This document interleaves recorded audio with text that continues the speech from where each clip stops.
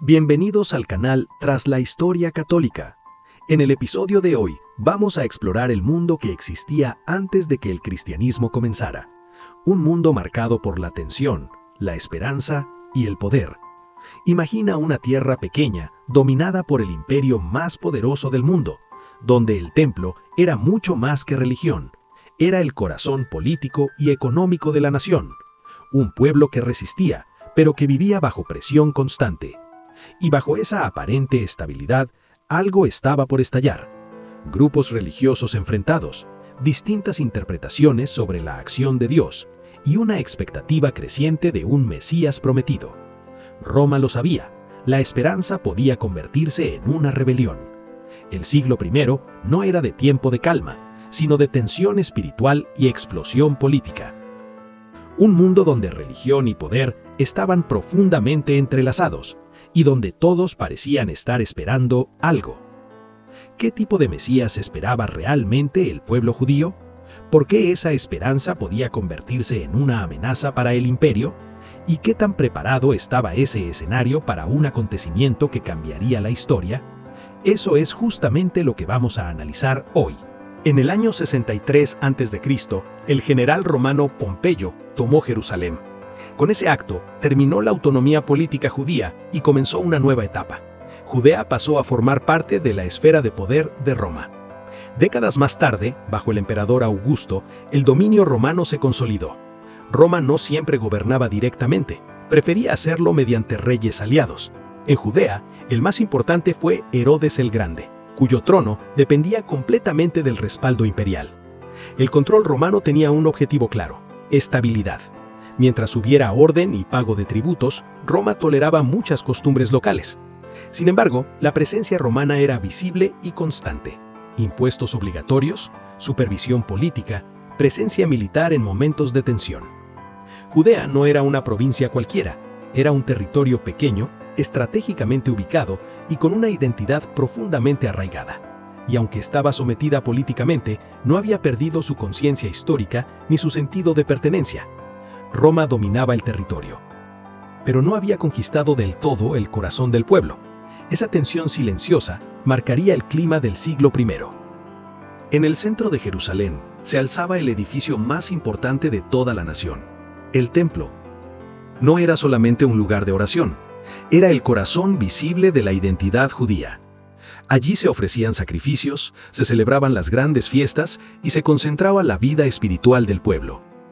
El templo que existía en el siglo I había sido ampliado y embellecido por Herodes el Grande, convirtiéndose en una de las estructuras más impresionantes del mundo antiguo. Su magnificencia no era solo religiosa, también proyectaba poder. Pero el templo no era únicamente símbolo espiritual, funcionaba como centro económico. Recibía el impuesto anual del templo, administraba ofrendas y sacrificios, generaba actividad comercial en sus alrededores, especialmente durante las grandes peregrinaciones. Miles de peregrinos llegaban a Jerusalén, lo que convertía a la ciudad en un punto neurálgico de la actividad social y cultural. Además, en torno al templo operaba el Consejo Supremo Judío, el Sanedrín, presidido en tiempos de Jesús por el sumo sacerdote Caifás. Desde allí se tomaban decisiones religiosas con implicaciones sociales y jurídicas. Así, el templo no solo articulaba la relación del pueblo con Dios, sino también el equilibrio interno de la sociedad. Religión, economía y autoridad estaban profundamente entrelazadas. Comprender el poder del templo es comprender por qué Jerusalén no era simplemente una ciudad más, sino el epicentro de todo lo que estaba en juego en el siglo I. Cuando pensamos en el judaísmo del siglo I, solemos imaginar un bloque uniforme, pero la realidad era mucho más compleja.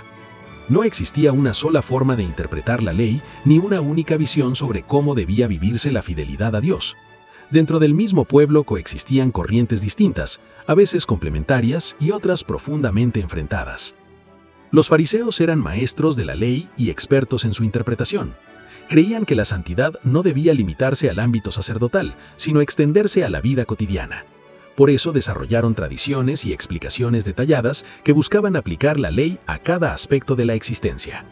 Los saduceos, en cambio, estaban vinculados a la élite sacerdotal. Su enfoque era más conservador en términos doctrinales y aceptaban principalmente la autoridad del Pentateuco. No compartían todas las creencias defendidas por otros grupos, como ciertas ideas sobre la resurrección.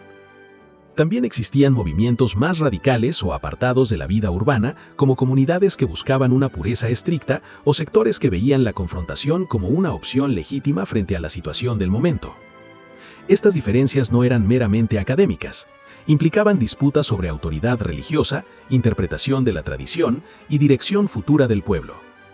En otras palabras, el judaísmo del siglo I era un espacio dinámico, con debates intensos y expectativas diversas. Esa pluralidad interna es fundamental para entender el clima espiritual en el que surgirían nuevos discursos y nuevas propuestas religiosas. Desde siglos antes del siglo I, el pueblo judío vivía con una promesa. Las escrituras hablaban de un ungido, un Mesías, descendiente de David, elegido por Dios para restaurar a su pueblo. No era una idea improvisada ni reciente, estaba profundamente arraigada en la memoria religiosa de Israel. Textos proféticos como el libro de Isaías evocaban la llegada de un gobernante justo. El libro de Daniel hablaba de un reino que no sería destruido. Estas imágenes alimentaron durante generaciones la expectativa de una intervención decisiva de Dios en la historia. Pero con el paso del tiempo, esa esperanza adoptó matices distintos. Para algunos, el Mesías sería un rey que restauraría la grandeza perdida. Para otros, un líder espiritual que purificaría al pueblo. Para otros más, una figura asociada al juicio final y a una transformación radical del mundo. Lo importante no es solo qué se esperaba, sino cuán viva estaba esa expectativa.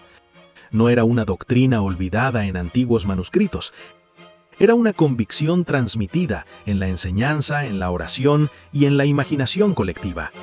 El siglo I no inventó la esperanza mesiánica, la heredó e intensificó. Había una sensación creciente de que el momento prometido podía estar cerca. En el siglo I, la palabra Mesías no era neutral. Hablar de un ungido implicaba hablar de autoridad, y hablar de autoridad en un territorio sensible significaba entrar en el terreno del poder.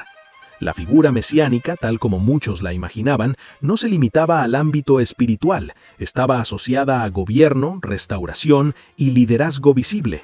Eso hacía que la expectativa no fuera simplemente religiosa, podía convertirse en una declaración pública. A lo largo de ese periodo, surgieron figuras que afirmaron tener una misión especial, o que fueron vistas por sus seguidores como líderes destinados a cambiar el curso de la historia. Algunos movimientos despertaron entusiasmo popular, otros terminaron en represión violenta. El problema no era solo la fe, era la movilización que esa fe podía generar. Una multitud convencida de que había llegado el momento decisivo podía alterar el equilibrio social. Y cuando la religión toca directamente la idea de soberanía y futuro colectivo, deja de ser un asunto privado. Por eso, cualquier proclamación mesiánica tenía implicaciones que iban más allá de la devoción personal. Podía ser interpretada como un desafío al orden establecido. En ese contexto, la línea entre esperanza religiosa y agitación política era extremadamente delgada. Y hasta aquí el video de hoy. Si este contenido te ha parecido interesante, te invito a darle me gusta al video y a suscribirte al canal Tras la Historia Católica para seguir explorando juntos estos momentos clave de la historia. Y cuéntame en los comentarios, ¿qué tema te gustaría que abordáramos en un próximo video? Nos vemos en el siguiente episodio.